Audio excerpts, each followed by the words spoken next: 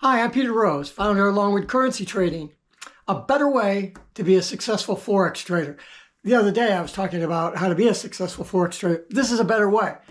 So hopefully a short video, so I hope you stick around to find out a better way to be a successful Forex trader. I'm in the kitchen again. The windows are a little seamed up because it's really cold out. I think it's below zero. We had, ducking down here to see the snow, we had about 8 or 9 inches of snow yesterday, and 3 days before that, there was another 5 or 6. So we've got, probably 12 or 15 inches on the ground right now. And it is really cold and the wind is blowing. And Sue and bundled all up and took Bo out for a walk out in the trail behind the house where I usually go when the weather's nice. Oh, let's go take a look and see if we can see him. And you can see the snow. There's Sue back there with Bo. You can barely see them. They're hiking back on the trail back there. And the wind is blowing. And as you can see, we have a lot of snow. Back-to-back storms. 5 inches. Oh, that's it because it's windy and cold.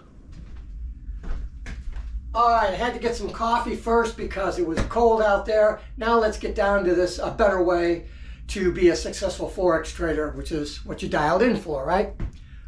Okay, so here's the deal. A better way to be a successful Forex trader. What did I talk about in that last video? Do you remember about how to be a successful Forex trader? And there were, I don't know, 4, I think, thoughts that I had on that. But one that trumps them all.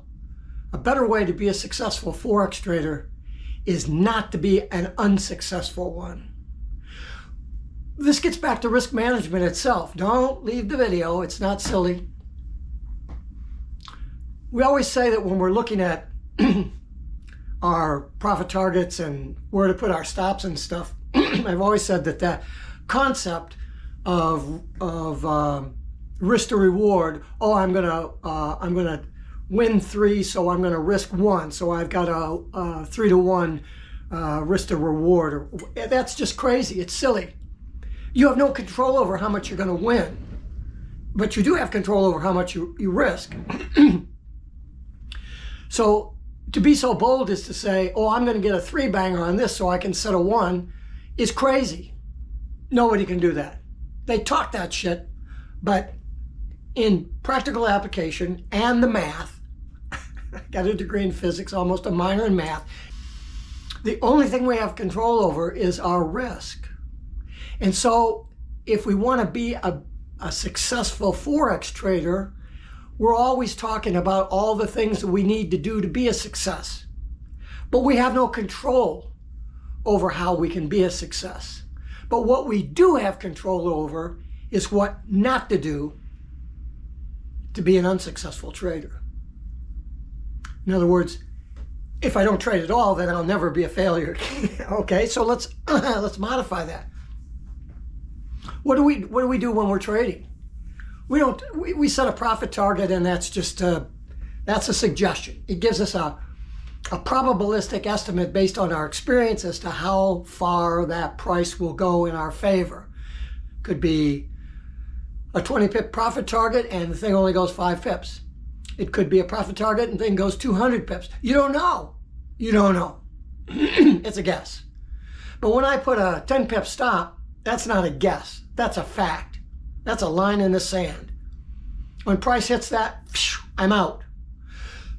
So what more simple way can there be to be a successful trader than not to make stupid mistakes?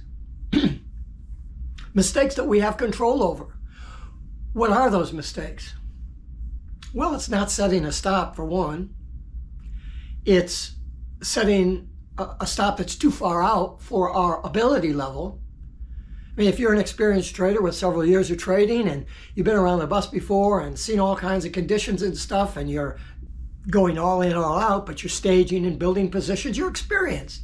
Well, you could set a 20-pip stop maybe, because your win-to-loss ratio is so high that the few times that you drop out at 20 pips, is far made up for in the winning trades that you do have. So you set a stop that's consistent with your experience. I could say I have a lot of experience. I set a stop at 8 to 10 pips. I'm a day trader. So I don't want to be sitting at my computer all day. If the trade's not going to work for me, I don't want to wait 20 pips. I'll wait 8 and I'll get out. I can always get back in if it turns around. And if it looks like it's going to go, I get out at 8 and it goes to 10 or 20 against me and then it turns around and starts going in my favor, I'll start getting in.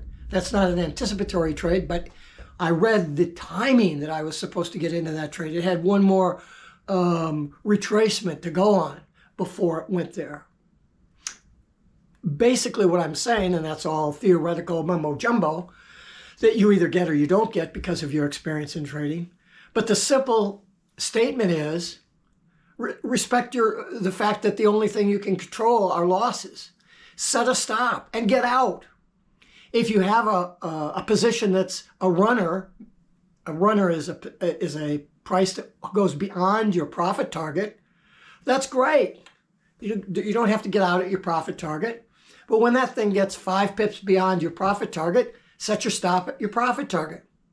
And then it comes back and it takes you out at that 5 pips, and then it turns around and goes back in your favor. So what? You got your profit target.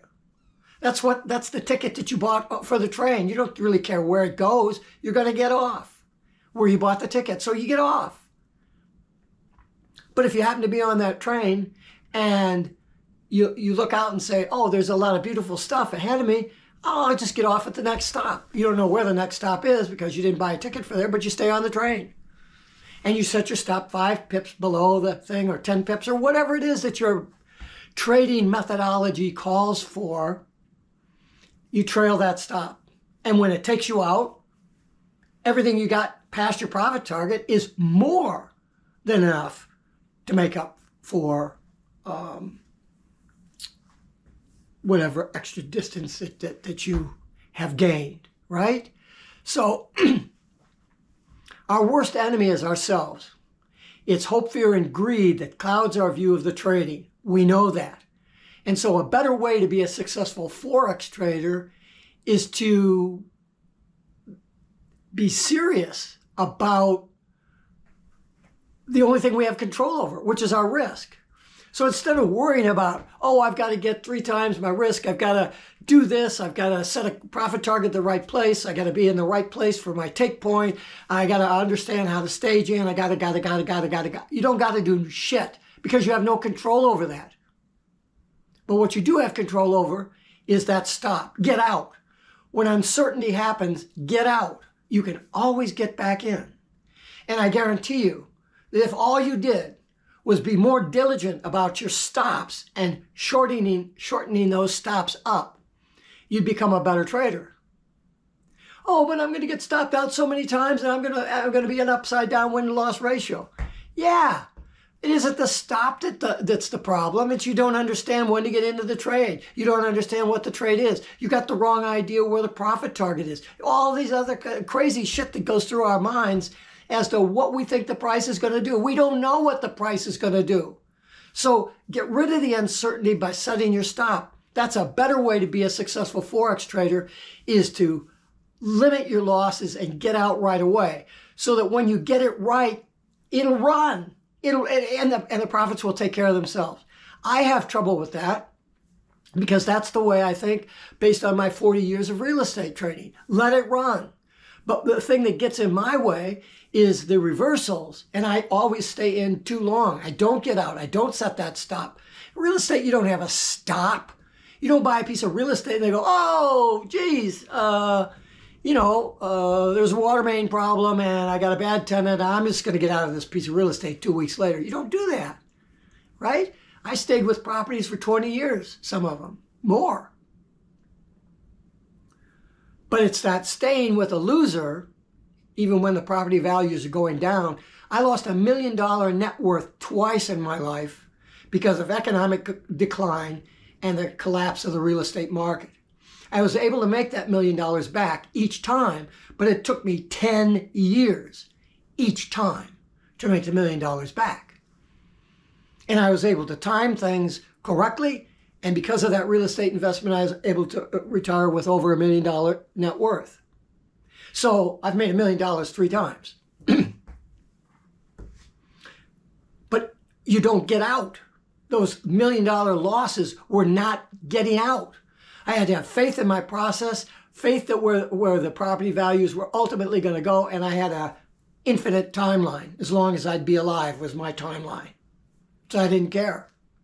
If you can control your risk, you can be a successful Forex trader. Regardless of what you think about all this stuff about getting to your profit target and staging in and multiplying your thing and blah, blah, blah, blah, whatever it is that you're going to do to reach your riches, trade at 500 to 1, I don't care what you do.